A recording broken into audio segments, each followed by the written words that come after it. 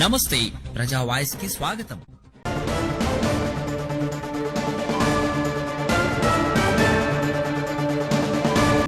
ఈరోజు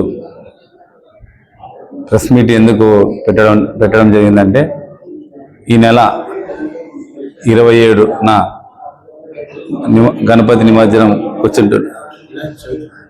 వినాయక చవితి కూర్చుంటారు కాబట్టి వినాయక చవితి కూర్చునే ఈ పండుగ సందర్భంగా ఆదోని పట్టణ ప్రజలకు ముందస్తు ఏది ఇబ్బంది కలగకుండా మున్సిపాలిటీ నుంచి ఏ విధంగా జాగ్రత్త తీసుకున్నాలా, ఏ విధంగా పట్టణ ప్రజలకు సౌకర్యాలు అందించాలనే దానిపైన కొన్ని అధికారులకి సూచనలు ఇవ్వడం జరిగింది.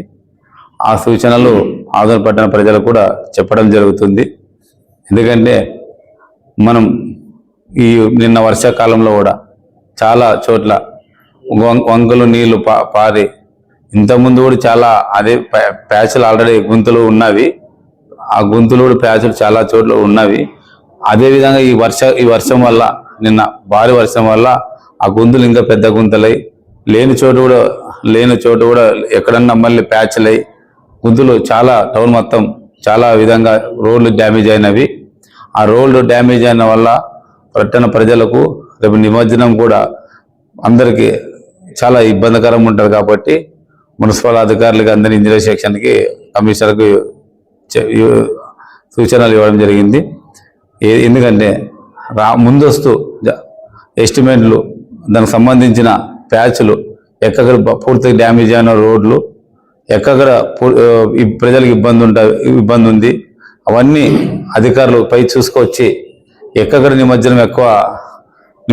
నిమజ్జనము జరుగుతుందో ఆ నిమజ్జనం ఎక్కడ జరుగుతుందో అవన్నీ చూసి పట్టణ ప్రజలకు అధికారులు ఖచ్చితంగా అవి ఎస్టిమేట్లు వేసి ఆ ఎస్టిమేట్ వేసిన తర్వాత ఇమ్మీడియట్గా అవి ప్యాచ్లు టెండర్లు పిలిచి కాంట్రాక్టర్ దగ్గర ఆ ప్యాచ్లు ఆ గుంతులు ముప్పించి ఎక్కడ ఇంతకుముందు మనము గరిసేస్తుంటుంది ఆ గరిసేయకోకున్నట్లా ఎక్కడ సీసీ రోడ్డు అవసరం వస్తే ఇంపార్టెంట్ అక్కడ సీసీ రోడ్ వేసి తర్వాత ఎక్కడ మన కొద్దిగా చిన్న గుంతులు ఉంటే తార్ రోడ్ వేసి తార్ రోడ్డు సీసీ ఈ రెండే వల్ల ప్యాచ్లు కానీ అధికారికి కూడా చెప్పడం జరిగింది. ఎందుకంటే గరిసేయన వల్ల గ్రావెల్ వల్ల మళ్ళీ వేస్తున్నాం అనుకో మళ్ళీ వర్షాకాలం వల్ల మళ్ళీ పోతావి.